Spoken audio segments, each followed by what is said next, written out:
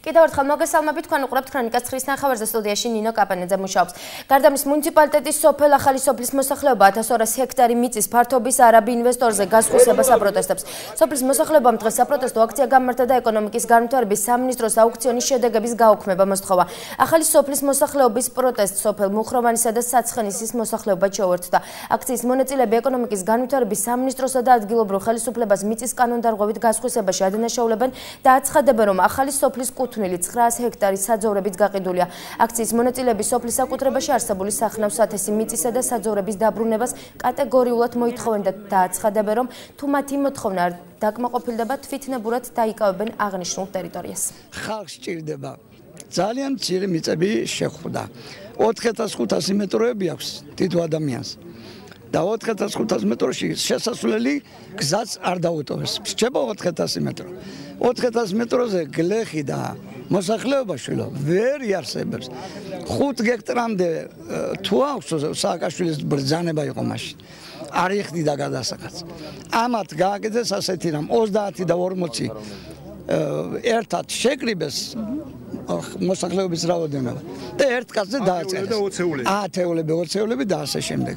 რამე თუ გადახდა მომხდარიყო. ეხლა გამხოლოვება ხდება ამ ხალხის და ცალკე დარბიან, ცალკე ფულს იგდენ და აი ამ უბედურობა შეხარს. აქ გახლავართ საცხენე, ახალსოფელი, მუხროვანი, სამი სოფელი, რომელიც ეკუთვნის ჩვენ საკრებულოს. ერთი საკრებულო გვაქვს. მიწებთან დაკავშირებით. ჩვენ მოვიძიეთ მასალები, სადაც დიდი დარღვევებით არის გასხვისებული ეს მიწები. არის იქ გვარები აკალაშვილი, არის იქ სასუხოვი, რომელსაც ყველას უკანონოდ აქვს შეძენილი გაყიდვა. შევიტანეთ იუსტიციაში, შევიტანეთ პროკურატურაში კბილაშვილის სახელზე და მოვითხოვთ ახლა რომ პასუხი რა იქნება, თუ არა ალბათ მიმართავენ ხალხი უკვე უკიდურეს ზომებს და ავლენ და დაიკავებენ ყველაფერს. ადგილობრივი ხელისუფლება იმ დონეზეა საქმის ყურში, რა დონეზეც არის ადგილობრივი მოსახლეობა. ეს გაიყიდა დაახლოებით 2008 წელს აუქციონის წესით შეისყიდა არაბულმა კომპანიამ, როგორც ვიცი, დაახლოებით 1000 ჰექტრამდეა მიწა, იყო თავის დროზე სოფლის მუხროვანის მეურნეობის საკუთრება, რომელიც შედიოდა სამი სოფელი და იყო სოფლი თანაბრად გადანაწილებული. ეხლა რაც შეიძლება შეეხება როგორ განაწილდება და როგორ დაბრუნდება, ეს არის უკვე სასამართლოს გადასაწყვეტი. იმიტომ რომ ოფიციალურად აქვს, კანონიერად აქვს შესყიდული თავის დროზე და მანამდე შესყიდვამდე რა მოხდა, ამაში ნამდვილად ვერ გაგცეთ პასუხს და იმიტომ რომ იმ დროს მე თვითონაც არ ვიყავი რწმუნებული სოფლის. მე მოვედი 2010-ში და ეს მოხდა დაახლოებით 2008 წელს. სადაზღვევო კომპანია ჯეოჰოსპიტალმა ორთვიანი ლოდინის შემდეგ რუსთავის სასწრაფო სამედიცინო დახმარების თანამშრომლებს კუთვნილი ხელფასები ჯანდაცვის სამინისტროსთან შუამდგომლობით ჩაურიცხა. ამ ეტაპზე კომპანიას გაუცემელი მხოლოდ ნახევარი თვის ანაზღაურება დარჩა, რომელიც დაწესებულების ხელმძღვანელის პატა ბაჭილავას განმარტებით ერთ კვირაში ჩაირიცხება. სადაზღვევო კომპანიებთან მსგავსი ტიპის პრობლემები სამედიცინო დაწესებულებებს ხშირად აქვთ, რაზეც ჯანდაცვის სამინისტროს სადაზღვევო კომპანიებისთვის წესების გამკაცრებას გეგმავს. თვენახევრის მანძილზე, დაახლოებით თვენახევრის მანძილზე რუსთავის სასწრაფო სამედიცინო დახმარების სამსახური მუშაობდა ანაზღაურების გარეშე. ჯანდაცვის სამინისტროსთან აქტიური თანამშრომლობის შედეგად მიღწეული იქნა შედეგი, რომ ჩვენმა სამსახურმა ეს ჩავარდნა, ესე ვთქვათ, გამოასწორა სადაზღვევო კომპანიამ. არიან თუ არა მზად რუსთავის საჯარო და კერძო სკოლების დამამთავრებელი კლასის მოსწავლეები ერთიანი ეროვნული გამოცდებისთვის. სწორედ ამ მიზნით 22 საჯარო სკოლას გამოცდების ეროვნული ცენტრის წარმომადგენლები სტუმრობდნენ.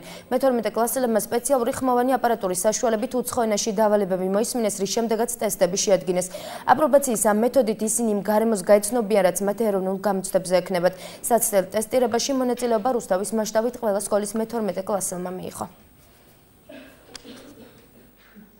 დღევანდელი აპრობაცია ვფიქრობ ყველა გერმანულენოვანი ახალგაზრდისთვის არის მნიშვნელოვანი, რადგან გერმანულ ენას მოვისმენთ და დაგვეხმარება ეს იმისთვის, რომ ეროვნულებზე უფრო კარგად გავიაზროთ და დავწეროთ დავალებები და თანაც საინტერესოა, იმიტომ რომ პირველია ჩვენთვის ესეთი ტიპის დავალება და მე მგონი ყველასთვის სასარგებლო იქნება. რა თქმა უნდა ძალიან მნიშვნელოვანია, რადგან ეს იქნება ანუ ეროვნულების მსგავსი ტესტები და ჩვენ უფრო მეტად გავეცნობით ამ ტესტებს. ჩვენ ვამოწევთ ჩვენ თავს და ეს მომავალში რა თქმა უნდა წაგვადგება, რადგან ზუსტად ისეთივე დავალებები არის, როგორც ეროვნულზე იქნება და ეს ერთგვარი გამოცდა ეროვნული გამოცდების წინ. დღევანდელ დღეს სტარდება ტესტირება, აპრობაცია, გამოცდა ხდება ახალი ფორმატის, რომელიც გამოყენებული იქნება მომავალ წელს. და ერთ მხრივ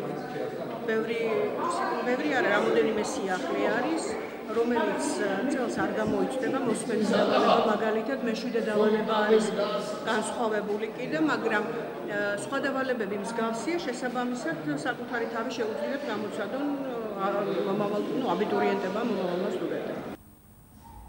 რუსთავის ცენტრალურმა ბიბლიოთეკამ პოეტ ცირა ბულაშვილის საღამოს უმასპინძლა კალიგრაფიული ნამუშევარის სახელწოდებით სადიდებელი ენისა ქართულისა პოეტმა მამა თეიმურაზის ლოცვა კურთხევით გამოსცა.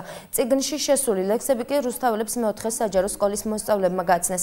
შეგახსენებთ, რომ რუსთავის ცენტრალური ბიბლიოთეკა მსგავსი ტიპის ღონისძიებებს ხშირად მასპინძლობს.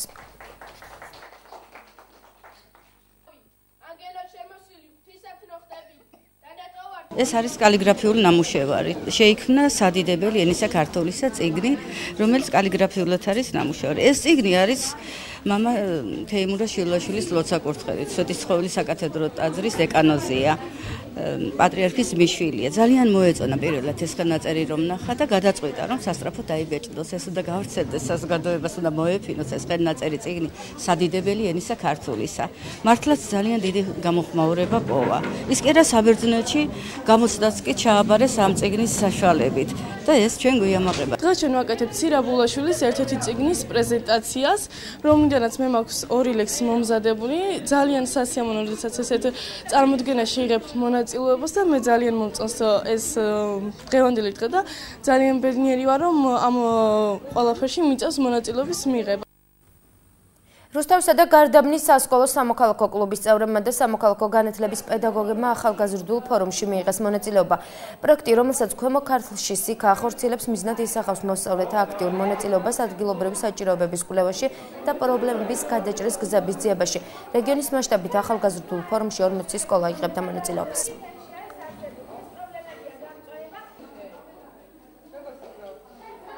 ახალგაზრდულ ფორუმზე პროგრამის სამიზნე სკოლების უფროსკლასელი მოსწავლეები იკრიბებიან და ერთად მუშაობენ მუნიციპალიტეტში არსებული პრობლემების გამოვლენაზე და ამ პრობლემების გადაჭრისათვის შეიმუშავებენ საპროექტო განაცხადს. მოგვიანებით ჩვენ დღეს გვესწრებიან ადგილობრივი თვითმმართველობისა და ბიზნესის წარმომადგენლები, რომელსაც მოსწავლეები წარუდგენენ თავიანთ საპროექტო იდეებს და შეეცდებიან მათგან მოიპოვონ მხარდაჭერა, რათა ეს მათი საპროექტო იდეები რეალურად მომავალში განხორციელდეს. მეტად მნიშვნელოვანია ამ პროგრამაში მოსწავლეთა ჩართვა, რადგან აი ეს კლუბები საშუალებას იძლევა, რომ სამოქალაქო განათლების გაკვეთილზე მიღებული თეორიული ეს ცოდნა გამოავლინონ ბავშვებმა პრაქტიკულ უნარჩვევებში, თემთან ურთიერთობაში, სხვადასხვა ბიზნეს სექტორებთან, ადგილობრივ თვითმმართველობასთან. ეკონომიკური და სოციალური საკითხების უკეთ შესწავლის მიზნით დღეს უნივერსიტეტ რვალში ქართველი სტუდენტები თავისუფლებისათვის ორგანიზაციამ ტრენინგი გამართა.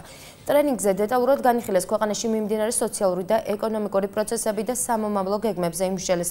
ქართველი სტუდენტები თავისუფლებისათვის ორგანიზაციამ მსგავსი ტიპის ღონისძიებებს საქართველოს ყველა დიდ ქალაქში გამართავს.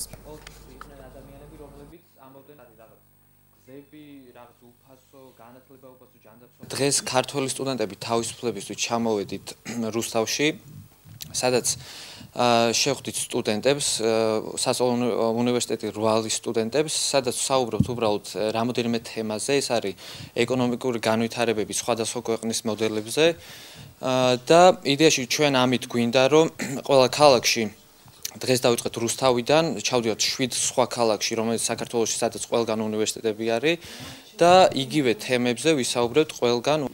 ეს ტრენინგები არის ძალიან მნიშვნელოვანი, რადგან ტარდება ქართველი სტუდენტებისთვის ყველა ქალაქში და ეს გვაძლევს როგორც პიროვნულ, ასევე ეროვნულ, ეკონომიკურ და პოლიტიკურ თავისუფლებას, რაც ძალიან მნიშვნელოვანი არის ადამიანის განვითარებისთვის. რუსთავის მეოთხე მუსიკალურ სკოლაში კონცერტი გაიმართა ღონისძიებაზე მუსიკალური სკოლის ახსაზრდელებმა სხვადასხვა ნომრები შეასრულეს. კონცერტი სპეციალურად დღევანდელ დღესთან დაკავშირებით შედგა, რომელიც წმინდა ლაზარეს ხსენების დღეს უკავშირდება. აღსანიშნავია, რომ მსგავსი სახის საღამოები მეოთხე მუსიკალური სკოლის ხელმძღვანელობის ინიციატივით ხშირად იმართება, რაც ხელს უწყობს სამომავლოდ საფესტივალო კონკურსებში წარმატებულ გამოსვლებს.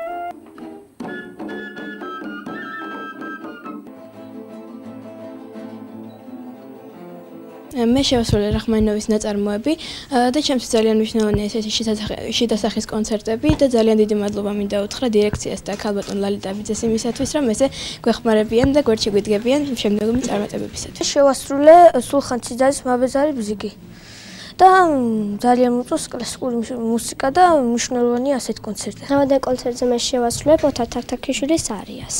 რამდენად მნიშვნელოვანია შენთვის? ჩემთვის ეს ძალიან მნიშვნელოვანია, მე სულ გამოდივარ კონცერტებზე და რავი, ძალიან მიყვარს მუსიკა. დღეს ჩვენთან ჩატარდა ერთ-ერთი რიგითი საგაზაფხულო კონცერტი. საერთოდ წლის ეს მონაკვეთი ძალიან ცხელი, გადატვირთულია კონცერტებით. მიმდინარეობს მზადება, ჩვენ გველოდება ძალიან სერიოზული კონკურსები და გვაქვს ძალიან აქტიური პერიოდი სასწავლო წლის. ქრონიკა პირდაპირ ეთერში ბრუნდება, განვაგრძობთ გამოშვებას. დღეს ოფიციალურად BMW-ს კლუბი რუსთავი დაფუძნდა, რომელშიც 50-მდე ავტომობილი გაწევრიანდა. BMW-ს კლუბის წარმომადგენლებმა დღეს გაცნობითი ხასიათის შეხვედრა გამართეს და ქალაქის მასშტაბით მსვლელობა მოაწყვეს.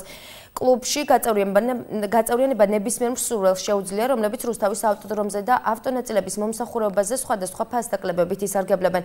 BMW-ს კლუბის რუსთავი მომავალში ავტოდრომზე ღონისძიებების გამართვას აქტიურად გეგმავს.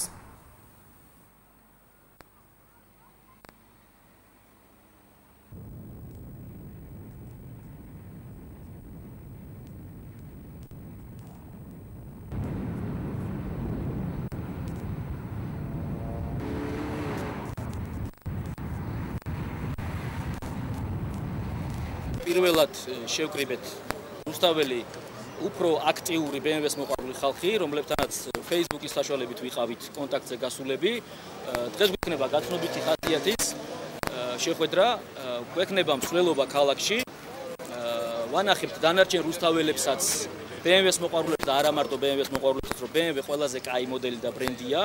როგორც ავტოსპორტში, ასევე ქალაქის რეჟიმში. რაც შეეხება ჩვენს კლუბში გაწევრიანებას, ჩვენ გვაქვს უკვე შექმნილი Facebook-ზე ჩვენი გვერდი BMW Club რუსთავი, რომელზეც შეუძლიათ ნებისმიერ რუსთაველს მსურველს შემოვიდეს და გაწევრიანდეს ჩვენს კლუბში. ასევე გვექნება სისტემატიური ხასიათის შეხვედრები ყოველ შაბათ და კვირა დღეს, რომელიც იქნება გადანაწილებული თვის 4 კვირას იანვარს და შესაბამისად იქნება სხვადასხვა ღონისძიებები. ჩვენ დაფუძნებული BMW კლუბში ვთავაზობთ ფასდაკლებებს ავტოდრომზე, ავტონაწილებზე, სხვადასხვა მომსახურე სერვისებზე და ძალიან ბევრი ფასდაკლებები იქნება. და რა ვიცი, ვურჩევ ყველა BMW მოყვარულს მოვიდეს გაწევრიანდეს და შეისწავლოს BMW-ს რა შეუძლია. ვიდეთ რომ ჩამოყალიბდა BMW კლუბის თავი, რა ძალიან გაგვხარა, თუნდაც ელემენტარული BMW-ს ავტომობილები და იმედია იქნება ღონისძიებები, მივიღებთ მონაწილეობას.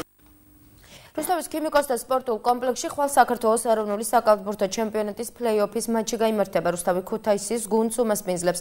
თამაში 18 საათზე დაიწყება. შეგახსენებთ, რომ რუსთავსა და ქუთაისის შორის პლეი-ოფის პირველი შეხვედრა რუსთაველი კალათბურთელების გამარჯვებით დასრულდა.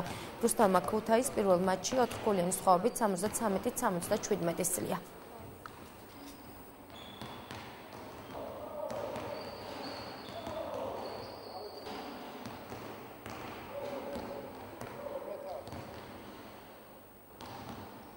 ქუთაისში ძალიან მძიმე თამაში ჰქონდა. მე მინდა ბიჭებს დიდი მადლობა მოუხადო იმისთვის, რაც გააკეთეს, ძალიან იბრძოლეს და აქედან გამომდინარე დაცვაში უამრავი შეცდომა ჰქონდა, მაგრამ მიუხედავად მაგისა, მაინც მოვიგეთ თამაში. ბოლოს 3 წუთში გადაწყდა თამაშის ზვები. ხვალ თამაშს რაც შეეხება ხვალინდელს, იმედია ყველაფერი ჩვენ სასარგებლოდ იქნება და საბოლოოდ გამარჯვებასაც მივაღწევთ. საკმაოდ დაძაბული თამაში იყო ქუთაისში. მოხარული ვარ, რომ წარმატებას მივაღწევთ და მეტად საჭირო თამაში იყო ეს ჩვენთვის. შემდეგი თამაში რუსთავში გვაქვს ხვალ და ალბათ 2 მაგად და 3 მაგად დაძაბული იქნება უფრო.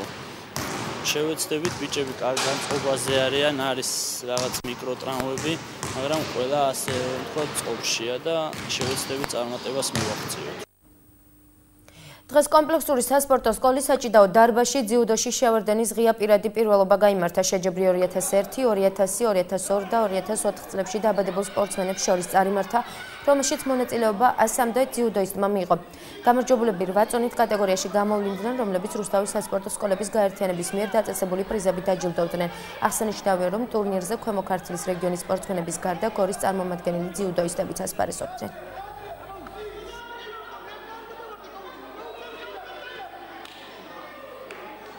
ძიუდოში მოგეხსენებათ ქართველები განებიურებული ვართ და გუშინდელ შედეგზეც აისახა ევროპის პირველობაზე. სწორედ ის ბიჭები, რომლებიც დღესაც მონაწილეობენ ევროპაზე, აიქიდან დაიწყეს ესეთი პატარა ასაკიდან და ზუსტად აქედან უნდა დაიწყოს ძიუდოისტმა, რომ მივიდეს იქამდე, რაც ოლიმპიური მედალია და მსოფლიოს მედალი.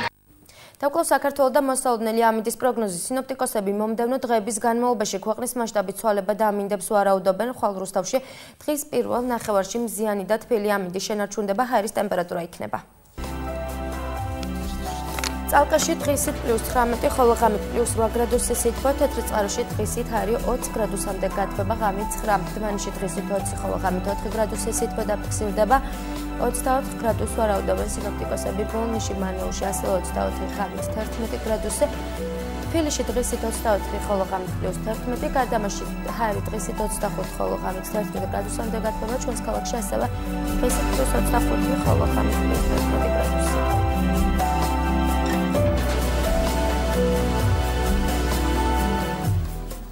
ასეთი იყო დღის მთავარი თემები და ქრონიკა 9 ნახევარზე. დიდი მადლობა ყურადღებისთვის. ნახვამდის.